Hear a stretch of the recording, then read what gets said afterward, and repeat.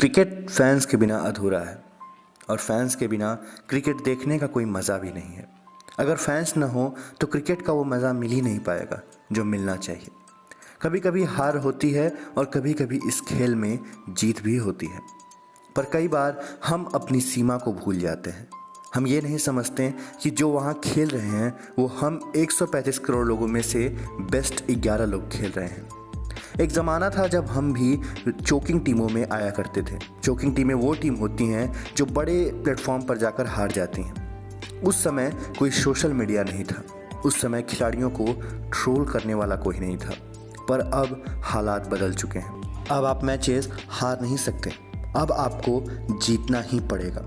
अब अगर कोई खिलाड़ी मैच हार जाता है तो उसके ऊपर ऐसा ट्रीट किया जाता है जैसे उसने बहुत बड़ा अपराध कर दिया हो। हम ये भूल जाते हैं कि अगर टीम आज हारी है तो वो कल एक समय जीती भी थी। सोशल मीडिया पर गालियाँ बकी जाती हैं, परिवार को लेकर भद्दे कमेंट्स किए जाते हैं और ये इसी वजह से हो पाता है क्योंकि भारत एक ऐसा देश है जहां सोशल मीडिया वायलेंस को लेकर कोई कानून नहीं है। इसलिए लोग बेधड़क बिना किसी रोक टोक के खिलाड़ियों के पर्सनल लाइफ, यहाँ तक कि उनके माँ बहनों को जाकर गालियाँ देते हैं। और ये चीज़ें नई नहीं हैं। एक ज़माना वो भी था जब खिलाड़ियों को घर से बाहर निकलने में भी डर लगता था। मैं बात कर रहा हूँ 2007 के वनडे वर्ल्ड कप की। 2003 के वर्ल्ड कप के बाद वो जख्म भरा भी नहीं था और 2007 वो वर्ल्ड कप था जिसने भारतीय फैंस का असली चेहरा सबको दिखा दिया। भारतीय टीम पहला मैच बांग्लादेश से हार गई। आपकी टीम में सहवाग, सचिन, द्रविड़ और गांगुली हों और आप बांग्लादेश से हार जाएं और सारे हार का ठीकरा फोड़ा गया 24 साल के MS धोनी के साथ। MS धोनी अभी और 0 पर उस मैच में आउट हो गए। उसके बाद तो मानो ऐसा लगा कि धोनी ने इंडिया से कोई बहुत बड़ी जागीर छीन ली हो। फैंस सड़कों पर उतर आए। ये होना ही था, पर धोनी के साथ जो हुआ वो बहुत ही ज़्यादा गलत था। उनके परिवार के ऊपर पत्थर फेंके गए। सन 2000 में बने झारखंड से 2004 में वो धोनी ही थे जिसने झारखंड को एक नई पहचान दिलाई। लोग कहते हैं कि झारखंड को लोगों ने जानना भी धोनी की वजह से ही शुरू किया।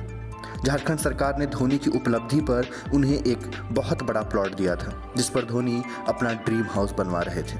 उसके बाहर लगभग 200 लोगों की भीड़ इकट्ठा हुई और उस प्लॉट को तोड़ने लगी। पिलर्स और जितनी भी चीज़ें बनी थीं सबको तोड़ दिया गया। सुरक्षा बढ़ा दी गई, यहाँ तक कि 3 महीने तक खिलाड़ियों के परिवार के बाहर पुलिस फोर्स तैनात रही। इधर वेस्टइंडीज़ में हम श्रीलंका से हारकर वर्ल्ड कप से बाहर हो गए। ये डिसअपॉइंटिंग नहीं, बहुत ही ज़्यादा डिसअपॉइंटिंग था। सारे खिलाड़ी मेंटली वीक थे। एक तरफ जहां उन्हें भारत में इतना प्रोटेस्ट झेलना पड़ रहा था, वहीं टीम अपने फुल पोटेंशियल से परफॉर्म भी नहीं कर पा रही थी। फिर द्रविड़ ने धोनी को फ़ोन किया, उनसे कहा कि तुम चिंता मत करो, हम उस तरीके से नहीं खेले जैसे हम खेल सकते थे, पर चलो तुम्हें मूवी दिखाने लेकर चलता हूँ। ये दिखाता है कि द्रविड़ जानते थे कि ये खेल का हिस्सा है और इसे खेल की तरह ही लिया जाना फैंस को नहीं समझ में आती है। उसके बाद धोनी और इरफान पठान दोनों को लेकर द्रविड़ मूवी दिखाने लेकर गए। वही द्रविड़ जो हमेशा टीम से अच्छे प्रदर्शन की उम्मीद करते थे, पर वो जानते थे कि दोनों ही खिलाड़ी नए हैं और उन्हें इंडियन क्रिकेट को नए मुकाम तक पहुंचाना है, सालों साल तक खेलना है और इन सब चीज़ों के लिए उन्हें मेंटली प्रिपेयर रहना होगा। यहाँ खिलाड़ियों की स्वागत भी बड़े अच्छे तरीके से हुई। दिल्ली एयरपोर्ट खचाखच भरा हुआ था, फैंस नारे लगा रहे थे। सिक्योरिटी इतनी ज़्यादा थी कि जैसे लग रहा था कि किसी आतंकवादी को विदेश से लाया जा रहा हो। सभी खिलाड़ियों को मात्र 15 सेकंड के अंदर गाड़ी के अंदर बैठाया गया और तुरंत पुलिस स्टेशन लेकर जाया गया। 24 साल के धोनी को कुछ नहीं समझ में आ रहा था कि ये सब हो क्या रहा है। धोनी के ऊपर इस घटना ने बहुत बड़ा प्रभाव छोड़ा। उस दिन धोनी को ऐसा लगा कि जैसे वो एक अपराधी है। उसके बाद पुलिस स्टेशन से सभी खिलाड़ियों को सुरक्षित उनके घर भेजा गया। सीनियर खिलाड़ियों ने हार से निराश होकर T20 वर्ल्ड कप से नाम वापस ले लिया और धोनी को टीम का नया कप्तान बनाया गया। और धोनी ने बिना कुछ एक शब्द भी कहे लोगों को करारा जवाब दिया, केवल अपने प्रदर्शन से और अपनी काबिलियत से।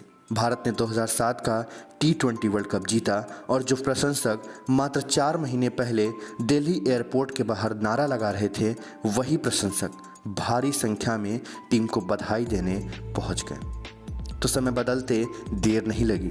लोग अगर बाहर जाकर प्रोटेस्ट नहीं कर सकते तो मुंह से ही ऐसी गलत चीज़ें निकालते हैं जो कि खिलाड़ियों को तो कोई असर नहीं डालती, बल्कि खुद उन ट्रोलर्स के अंदर ही एक नेगेटिविटी की भावना भर दे। सबको खिलाड़ियों से अच्छे प्रदर्शन की ही उम्मीद होती है, पर हम नहीं जानते कि वो लोग भी एक इंसान हैं। 2016 के एक बांग्लादेश के मैच में विराट कोहली शुआगता होम की गेंद पर बोल्ड हो गए। वो मैच मैं लाइव देख रहा था।